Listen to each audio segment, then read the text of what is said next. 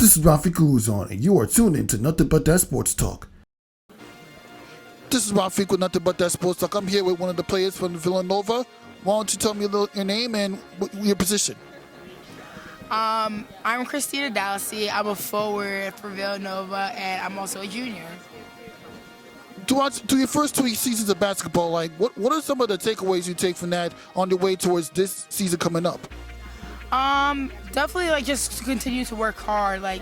Whatever we're practicing on the floor, definitely to bring it to the game, because we have to make it as realistic as possible, even though because we have some really good competitors in the Big East, and we don't want to let up in any point of time. So just to continue to work hard, give everything we have in practice so that it can translate so when the season starts. Why don't you talk me about the difficulties of being able to compete in the Big East Conference, especially with UConn racking up as many wins as they have and reaching the Final Four every year up until, of course, they finally lost in Sweet 16 last year. I would say it is tough because the Big East is getting better and better by the year. I would say usually the Big East is overlooked by all the other P5 schools. So now that we're getting recognition through UConn, through us, Marquette, and all the other teams, and creating upsets too during out of conference games. So I would definitely say it is tough because you can never expect the unexpected, definitely, because there was a lot of upsets last season, and there's guaranteed to be a lot of upsets this season. So always be prepared and always have a game plan. Why don't you talk about the overall mindset from the first game of the season all the way up until March Madness, when you're competing against the Paige Beckers, the Angel Reeses of women's basketball? So definitely the mindset in the beginning is just okay, let's start to have a smooth foundation, let's build it up. But then toward the end of the season, when we're in Big East conference play and even March Madness, it's we need to really lock down because it's do or die, quote unquote, I should say.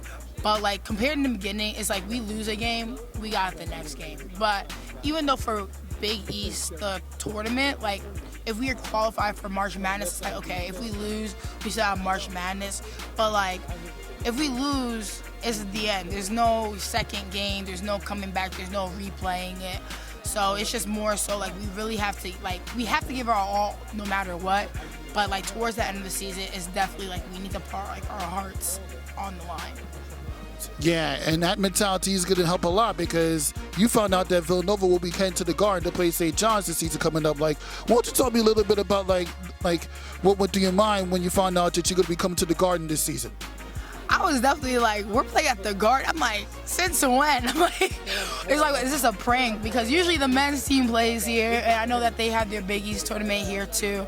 So I think it also reflects on how women's basketball is being viewed for this year as well too. That we're gonna get way more fans, way more viewers, way more support. So it definitely means a whole lot, and to be in the arena where so many famous artists have performed, let alone athletes, basketball players, NBA players, all that stuff have been in here, is such a great honor, and I'm really so excited to play here. When you started to play basketball during your career, was reaching the WNBA the main goal? I would say when I first started, I have two older sisters, and we knew nothing about basketball in college. We just knew that it was kind of basketball and a hoop. But when I first did it, I really was just doing it for fun. I didn't know how there was a whole draft. I didn't know that there was even a league or anything like that. So it definitely was a process of just oh, maybe I can get a couple recognition, maybe be good at this, do it for fun until it's over.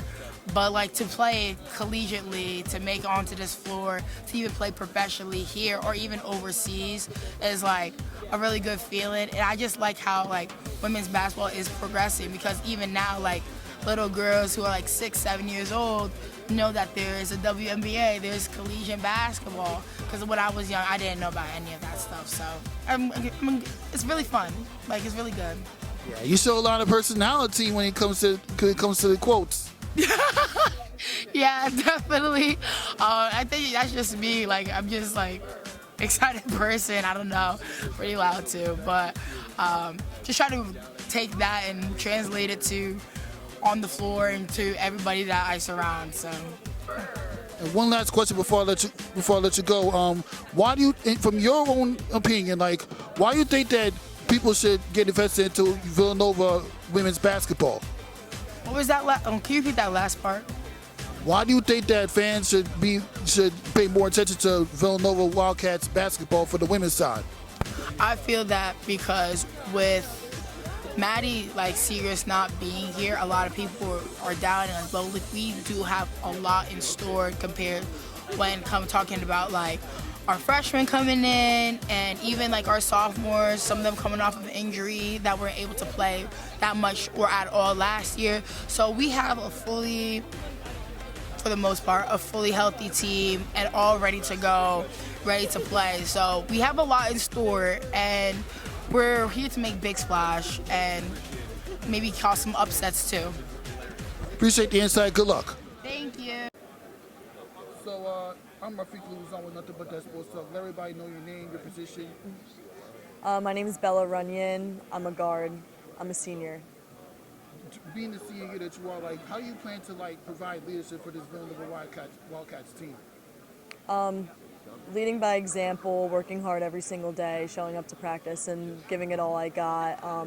Big shoes to fill with Maddy leaving, but we're a team and we're excited to, spread out our leadership together within our captains and our upperclassmen, and then on the court, taking on a little bit of different roles without Maddy here too. What can you describe how major Maddy Siegrist really is, especially in a Big East team that has high level competition, including UConn. Yeah, sometimes I forget just how good Maddy was.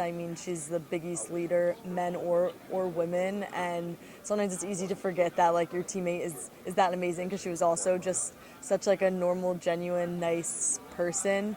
So it's cool that I was able to play alongside of her for 3 years, and it's, when you really think about just all of her accolades, it's mind-blowing. And besides Maddy Siegrist's high-level style of play, why should people be more invested into Villanova basketball with this season coming up? Just our atmosphere, our institution, our athletic department, they make the game so fun. They make everything about coming to a Villanova basketball game enjoyable for all ages. And I think that's why we've seen just a skyrocket in season tickets. We sold over 1,000 this year. I think people are finally realizing that they came out to see Maddy and they realize they just love the school, love the basketball atmosphere of the school. And appreciate the insight. Good luck. This is Rafiq with Nothing But That Sports Talk. I'm here with a Villanova standout. What's your name? Hi, I'm Lucy Olsen. I'm a point guard. With this team last year, you off the bench, Caitlin Oriole, and when Megan Olkers was healthy towards the end of the year, she provided some surprisingly good minutes. What can you say? Yeah, Maddy was so outstanding. She was one of a kind on and off the court.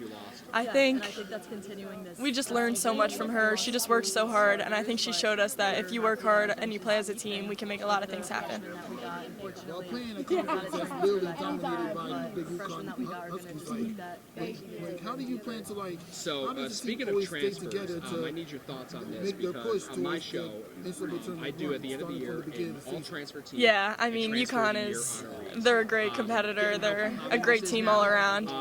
I think we just got to focus on the out-of-conference games first, take game by game, and then in conference, try to win as many games as we can to get that NCAA.